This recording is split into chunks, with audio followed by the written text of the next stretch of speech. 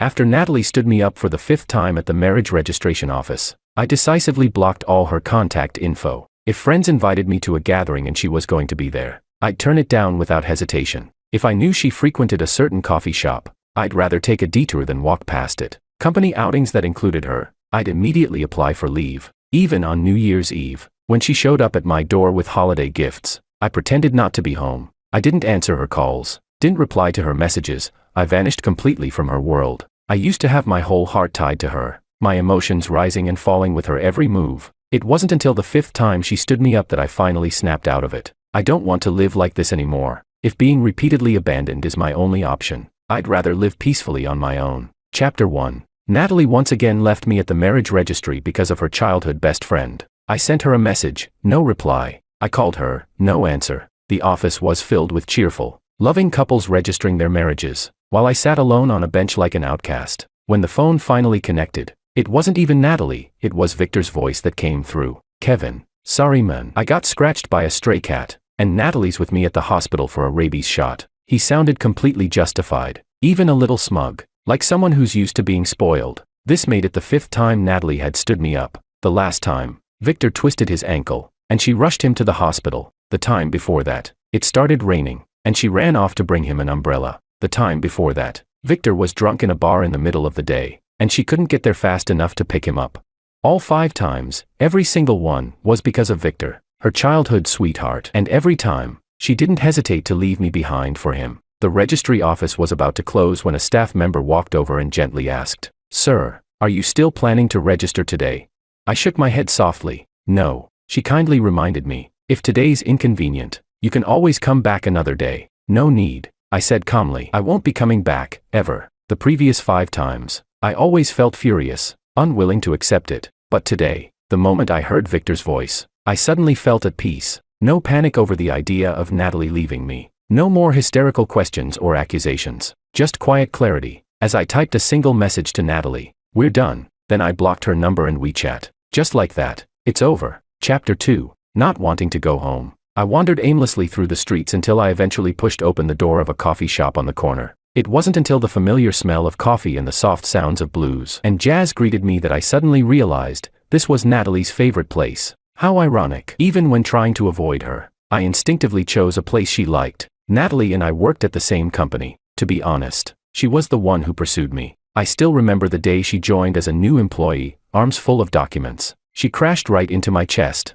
She told me later, it was that very moment she decided I was the one. She said I looked handsome, clean-cut, gentle, and competent, every trait matching her ideal type perfectly. At the time, I just found this clumsy girl kind of amusing, so I casually accepted her friend request on WeChat. After that, Natalie started bringing me homemade lunches from time to time and often invited me out. Eventually, we naturally ended up together. 2 months into our relationship, I once called her, only to hear a man's voice pick up. I thought I had dialed the wrong number, but the voice on the other end spoke in a familiar tone and addressed me directly. "You're Kevin, right? I'm Victor. Natalie's in the kitchen cooking noodles for me. She'll call you back in a bit." In the background, I could hear Natalie humming cheerfully and the clattering of pots and pans. That was the moment I found out about Victor. At first, I assumed he was a relative, but Natalie told me he was her childhood neighbor, someone she grew up with. He had been studying abroad and only recently returned after graduation. She spoke lightly of it, but a man's intuition lit up inside me. Something about this didn't feel so simple. The next time we had a date, I finally met Victor in person. He was much taller than Natalie, casually dressed but clearly selective in his style, with an easygoing, handsome face that gave off an air of devil-may-care charm. What really caught my eye was that from the restaurant entrance all the way to our table, his hand never left Natalie's shoulder. During the meal, they took turns serving food to each other,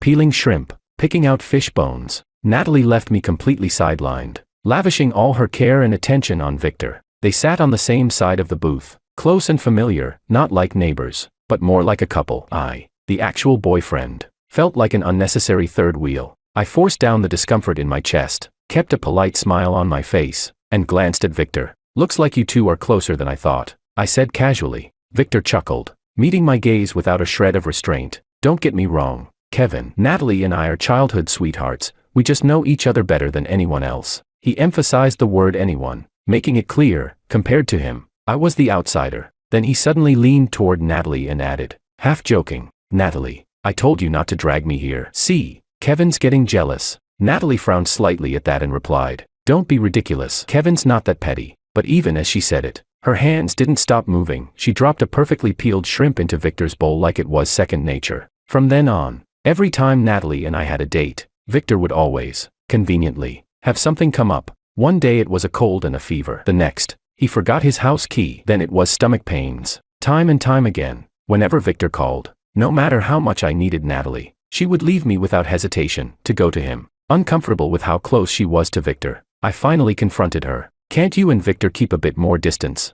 But Natalie just brushed it off. "Victor's been abroad so long, he's just more open. Besides, we grew up together. If there were really something between us, we would have been a couple already." Victor had made several blatant provocations, almost outright declaring that he and Natalie were more than what she claimed. But Natalie always acted so calm, so unbothered, that I didn't know how to challenge it without sounding insecure. Chapter 3. After killing some time outside, I came home and noticed a pair of women's high heels by the entrance. I recognized them. They were the ones I had bought for Natalie. Even though we didn't live together, I had given her a spare key to my place. She was curled up on the couch in the living room, taking a nap. When she heard the door open, she slowly opened her eyes. She didn't look well. I walked past her without a word, hung up my coat, and headed straight into the kitchen to start cooking, completely ignoring her presence. Her voice was hoarse as she spoke. "Kevin, why did you block me on WeChat and stop answering my calls?" I tied on an apron and replied calmly. "I sent you a message. I said, we're done." Natalie let out a sigh. "All because I couldn't make it to register the marriage with you." "I'm sorry." Victor really did get scratched by a stray cat. The wound was deep. The 5th time, I cut her off, the knife in my hand landing on the cutting board with a heavy thud. "Natalie, this is the 5th time you've stood me up because of him." She froze, then gave me a look of disbelief. "But nothing happened those other times. Why are you suddenly making a big deal out of it now?"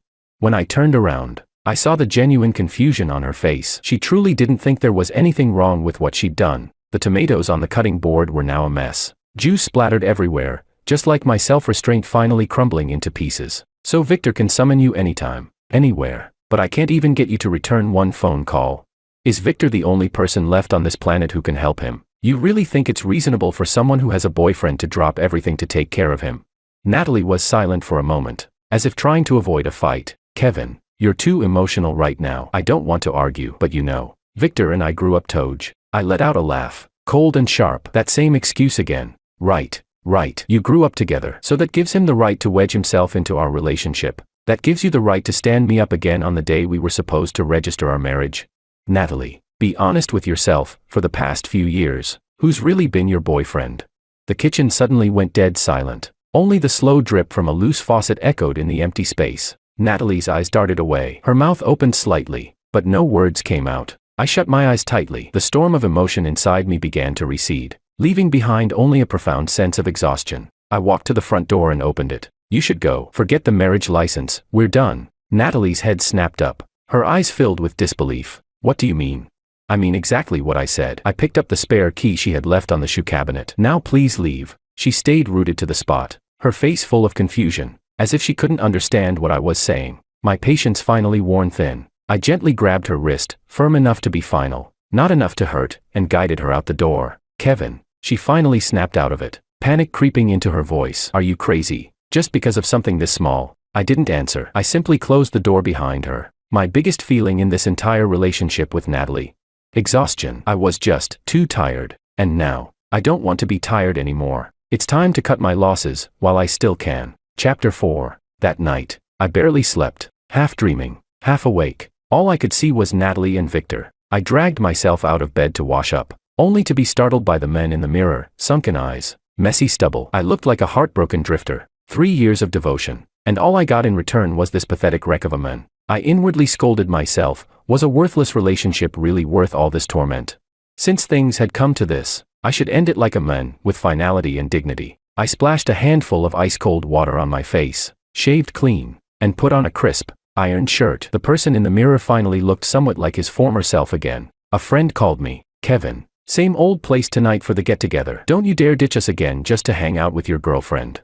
I instinctively asked if Natalie would be there. He chuckled on the other end. "Of course. Didn't you two say you were getting your marriage certificate? Why haven't we even seen a wedding photo yet?" I broke up with Natalie. I cut him off, my tone flat. His rambling stopped cold. For a moment there was nothing but silence before he stammered out. "We broke up." Yeah, just happened yesterday. From now on, if she's going to be somewhere, don't invite me. He seemed rattled by how calm I sounded, muttered a few awkward words of sympathy, then quickly hung up. Honestly, his reaction was only natural. In our entire shared friend circle on WeChat, everyone knew how excessively I pampered Natalie. I remember once during a group dinner last year, she casually mentioned craving a trending cake from the east side of the city. I drove through a thunderstorm to get it. When I returned, soaked to the bone, I still held the delicate cake box with both hands like it was treasure. Everyone laughed, saying I spoiled her too much, but I just toweled my hair and said, "She's still young, what's wrong with spoiling her a little?"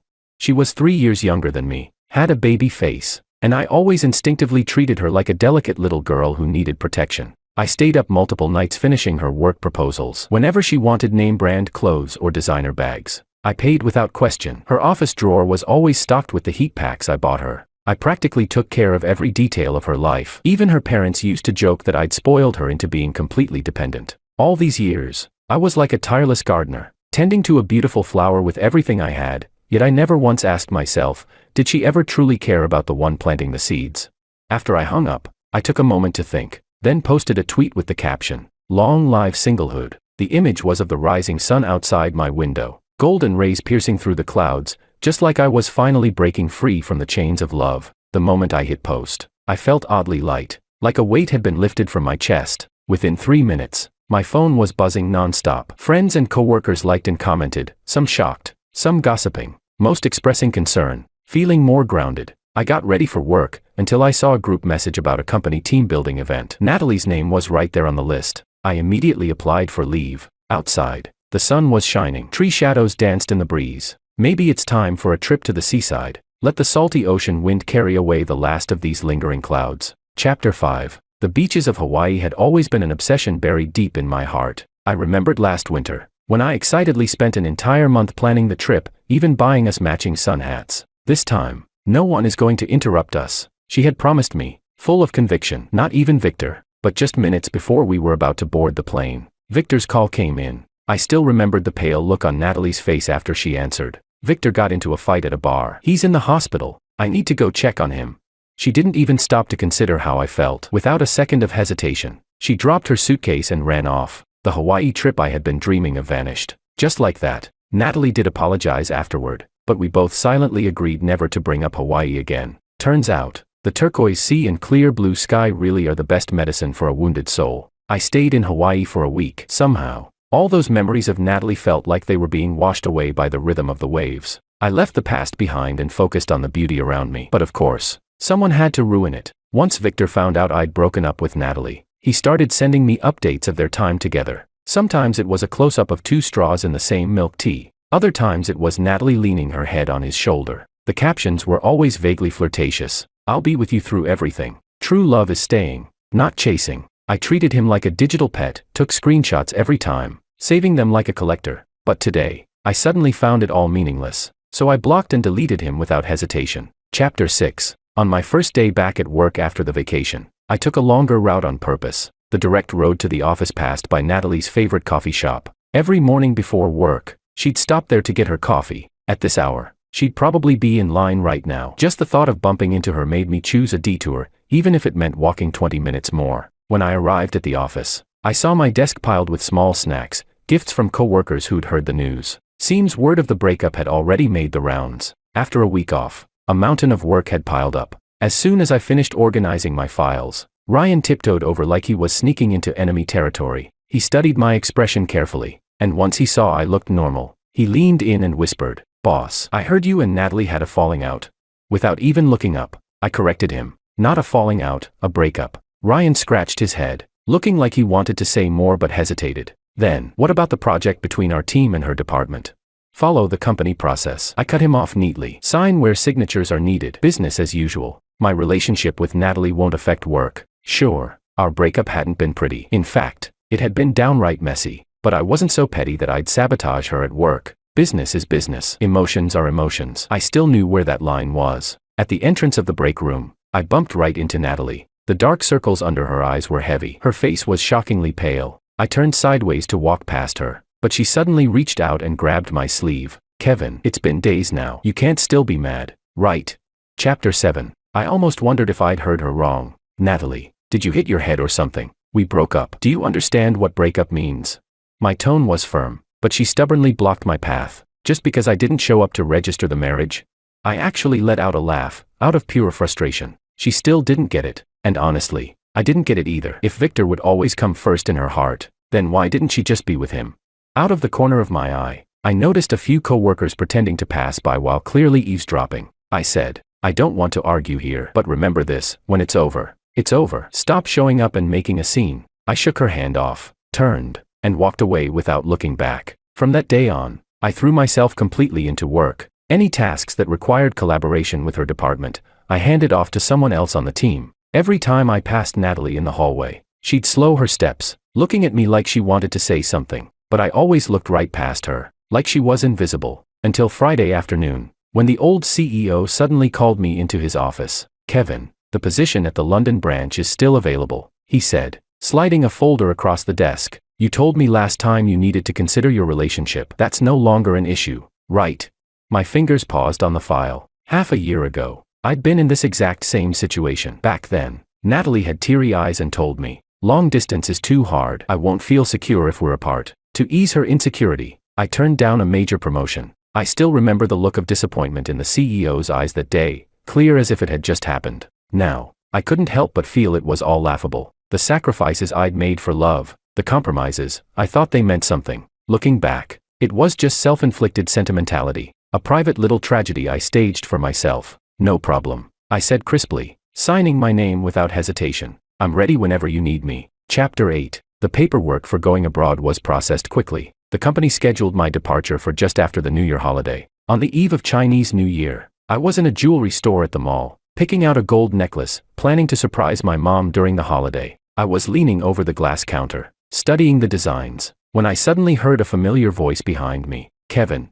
My back tensed instinctively. I didn't need to turn around to know exactly whose voice it was. Sure enough, when I turned, I saw Victor holding Natalie's hand, standing just a few steps away. Their fingers were tightly interlocked, and Victor wore a smug, triumphant grin. What a coincidence. Kevin. Natalie and I are picking out couple rings. As if afraid I hadn't noticed, Victor deliberately raised their joined hands. The matching rings on their ring fingers sparkled under the lights. Natalie instinctively tried to pull her hand away, but Victor tightened his grip, and she gave up. And to think, he added with a smirk, we have you to thank. If you hadn't stepped aside, who knows how much longer we would have stayed in denial. Victor's smile was full of mockery. He raised his brows at me like he was parading around with some grand prize. It was disgusting, his whole I won the trophy expression. Compared to him, Natalie's reaction was interesting. She kept her head low, eyes flickering nervously. When she caught sight of the scorn in my gaze, she even took an unconscious step back. How ironic. Just a few days ago at work, she was begging me to get back together. Now, she stood there clinging to another man like some delicate little bird. That level of two-faced switch-up would make even a Sichuan opera master blush. In public like this, I hadn't planned on saying anything nasty. I was going to walk away, but then I caught Victor's smug expression and changed my mind. Why let them save face? If this perfect couple wanted to put on a show in front of me, then as the ex, I might as well give them a proper review. I calmly adjusted my tie and let a slow, meaningful smile curve across my lips. You really like picking up what other people throw away, huh? That one line drained the color from both their faces. My eyes deliberately swept across Natalie. Well, makes sense. A cracked pot fits a broken lid. You two really are made for each other. Natalie just stood there, blank and speechless. Victor's face turned an ugly shade of green. His carefully maintained mask shattered, and he growled, Kevin, since when were you this bitter? So what if you talk tough? I'm the one standing next to Natalie now. Oh, I laughed lightly. Doesn't it sting hearing the truth? Bragging about a relationship you snatched like a homewrecker, is that your proudest moment?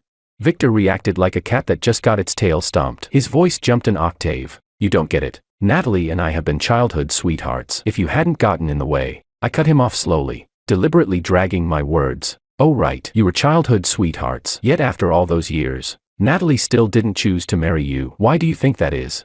I gave a soft, mocking chuckle and shook my head. You're the only third wheel I've ever seen who's this proud of himself. Really, iconic. You. He clenched his fists so hard the veins on his arm bulged, but Natalie held him back with all her strength. That last sentence had struck like a knife, straight into the softest, sorest part of his ego. His face twisted, mouth hanging open, but no comeback came out. Natalie, meanwhile, had gone deathly pale, staring ahead like a ghost. around us. Other customers had already turned to watch. A few were whispering. Gossip was clearly brewing. A surge of satisfaction rolled through me. I watched their expressions shift like a stage play, then casually picked up the wrapped necklace from the counter. Wishing you both eternal happiness, and please, do the world a favor and stop dragging other people down with you. Chapter 9. At the New Year's Eve dinner table, my mom was piling food into my bowl while asking, "Why didn't you bring Natalie home with you?" I replied casually, "We broke up." She froze mid-movement. What? What happened? Everything seemed fine, why break up all of a sudden? I hadn't wanted to dump all that messy drama on my parents during the holidays, but they wouldn't let it go. They kept pressing for answers. With no choice, I told them everything. How I'd been stood up 5 times at the marriage registration office. Well done. My mom slammed the table, trembling with anger. She's unbelievable. Losing you is her loss, our gain. Don't feel bad, son. I'll introduce you to someone better. Your dad knows a few good families too. My dad jumped in quickly. Yeah. Your Uncle Lee's daughter is great. She's even got a PhD. I chuckled helplessly and interrupted. Dad, Mom, I'm leaving for London right after the holiday. Can you please stop trying to play matchmaker?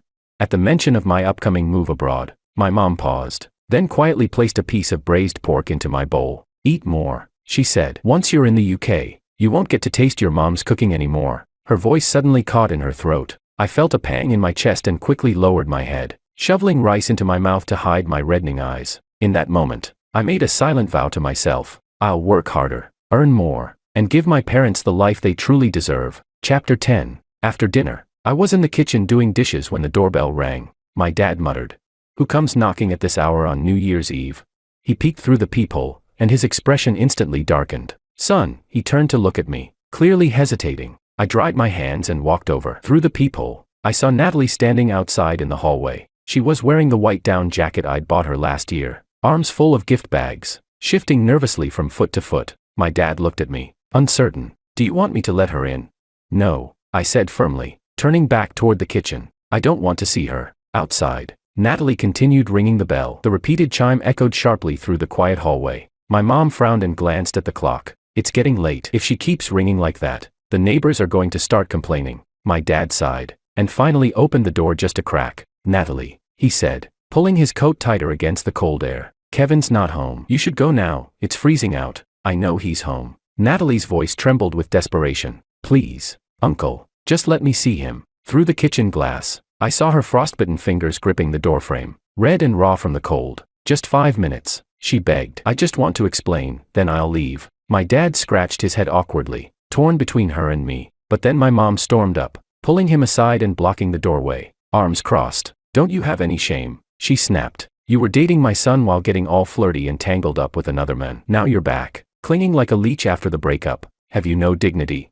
I saw Natalie stagger back a step, disbelief written all over her face. The same woman who used to pamper her like a daughter was now staring at her like something filthy. I remembered how my mom used to dress up for Natalie's visits, how her voice would soften whenever she spoke to her. But now, this fierce, furious version of her, Natalie was seeing it for the first time. "My son treated you like a treasure for years, and this is how you repay him," my dad added.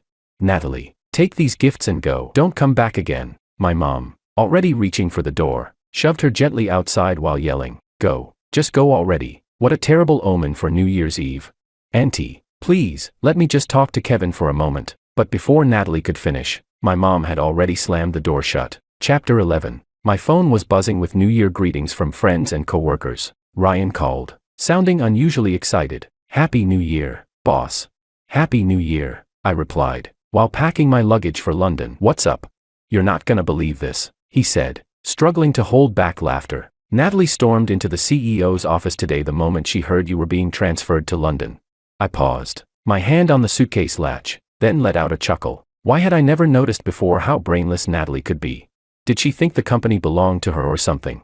"What did the CEO do?" I asked, just in case. "Oh, he kicked her out on the spot," Ryan snorted. "Said if she threw one more tantrum like that, she could pack her bags and leave for good." I let out a quiet sigh of relief. This second chance, this opportunity I'd regained, I couldn't let it go to waste because of Natalie again. I stepped out onto the balcony. Down below, that thin silhouette was still lingering in the snow. Natalie kept blowing warm air into her hands, rubbing them together. Her nose was red from the cold, and she was still stubbornly staring up at my window, pale cheeks streaked with frozen tears. "Once upon a time, Even a tiny paper cut on her hand would make my heart ache. But now, watching her stand there in sub-zero temperatures on a snowy night, my heart was as still as dead water. That pitiful look, the trembling lips, the tear-filled eyes. Once, it would have shattered me. Now, it just felt ridiculous. Who was she putting on this tragic performance for? If she had really cared so deeply, then why had she thrown me aside for Victor again and again? I closed the balcony door, and with it, shut out the wind, the snow, and her. Chapter 12. Early the next morning, there was a knock at the door. Knock, knock, knock, knock, knock, knock. I buried my head deep under the covers, but that annoying sound cut through everything and stabbed straight into my temples. My parents had gone out to visit relatives for the new year. I was the only one home. The sleep I had left was completely shattered. Frustrated, I flung off the covers and stormed to the door, still full of morning irritation. When I opened it and saw Natalie, my anger spiked instantly. I took a deep breath, but the fury that had built up overnight erupted like a flame. Natalie, do you even know what time it is? It's New Year's Day and you're banging on someone's door like this. What the hell is wrong with you? She froze mid-motion, one hand still raised, her wide eyes staring at me like she'd just seen a ghost. I knew I didn't look great. Disheveled clothes, messy bed hair, and a face full of irritation, completely unlike the usual polished, gentle version of me she was used to seeing. But none of that mattered anymore. Natalie finally spoke, voice soft as a whisper. Kevin, are you still mad? Mad? I didn't even care anymore. The person in front of me wasn't worth the energy it took to feel anything. I answered coldly, you don't have the right to make me angry. Her hands twisted nervously in her lap, her voice growing smaller with every word. I couldn't reach you. You blocked my number and WeChat. You even took back the spare house key. God, I regretted opening the door at all. Listening to her say this nonsense was a complete waste of time. I reached out to close the door, but she suddenly shoved her shoulder into the crack. Don't close it, please. Just talk to me. I have nothing to say to you. Then I'm not leaving. Looking at her like this, I realized I wouldn't be able to get rid of her unless I gave in. And if the neighbors saw her standing outside like this, who knows what kind of rumors would start spreading. After a moment of internal debate, I stepped back. Fine, come in. I leaned against the sofa while Natalie dragged over a dining chair and sat across from me. She placed both hands neatly on her knees, sitting up straight like a skulkid about to give a presentation. Kevin, she said, taking a deep breath, let's get back together. I've thought it through. I only ever saw Victor as a little brother. The one I've truly loved, all along, has always been you. For a moment, I thought I'd misheard her. Then came a wave of pure irritation. Who did Natalie think she was? Expecting the world to revolve around her whims. When she was tangled up with Victor, she told me not to be petty, to be the mature boyfriend. Well, I didn't want to be mature. I didn't want to keep swallowing my pride again and again. I wanted to be free, so I stepped aside, let her have her happy ending. But now she had figured it out. Now she wanted to play the role of the devoted lover. She wasn't done clinging at the office, and now she was here, barging into my life again. Who the hell did she think she was? Some kind of princess? Natalie. I slowly sat up straight, meeting her eyes. What makes you think I'll just stand here forever, waiting for you to come back? She seemed completely lost in her own world, like she couldn't understand a word I was saying. She just kept going, as if reading from a script. Kevin, whether you believe it or not, the only person I've ever liked is you. That day at the mall, Victor was just trying to provoke you. I've never been in a relationship with him. Is that so? Then how would she explain all those intimate photos Victor sent me? I pulled out my phone and shoved it in Natalie's face, scrolling through the screenshots I had saved just for this day. To be honest, I'd been waiting for this moment. You wear a camisole and cuddle with your little brother. You share a single straw with your little brother. You kiss your little brother. Faced with the evidence, Natalie's face went from flushed to deathly pale. She couldn't utter a single word in defense. Fine, I said. Let's say all of that was just you and Victor putting on some elaborate show to provoke me. What about before that? Was it my fault we never made it to Hawaii? Did I force you to bail on our marriage appointment 5 times? Natalie, stop making excuses for yourself. Is it really that hard to admit you have no boundaries with the opposite sex? You love this kind of emotional game, don't you? On one hand, stringing along your so-called little brother. On the other, trying to keep your boyfriend on a leash. Tell me, Natalie, don't you find that disgusting? I'd hit the part she tried hardest to hide. Her face twisted in pain, but not from guilt, more like from the refusal to admit the truth. Victor was definitely at fault, but every one of his provocations had happened with Natalie's silent permission, even encouragement. All those lingering glances, the physical contact, the deliberate displays of intimacy right in front of me, and Natalie, acting like it was perfectly normal, made it seem like I was being petty. But she was the one who had lit the match. She was the reason our relationship crumbled. She was worse than Victor. I stood up, towering over her. Not every mistake, I said coldly, can be fixed with a pathetic little "I've thought it through." Suddenly, she threw her arms around me, trembling as she begged, "Kevin, I know I was wrong. Please, please don't leave me." But that long-lost touch, her body against mine, only made my skin crawl. I instinctively tried to pull away, but she escalated, standing on tiptoe to kiss me. Just as her lips were about to touch mine, I shoved her, hard. Natalie stumbled backward, lost her footing in her high heels, and collapsed onto the floor. She stared up at me in disbelief, like she couldn't comprehend what had just happened. I had already reached the edge of my patience. Not laying a hand on her was the last line I wasn't going to cross. I took a deep breath and stared coldly at the woman on the ground. 3 years of putting up with this kind of person.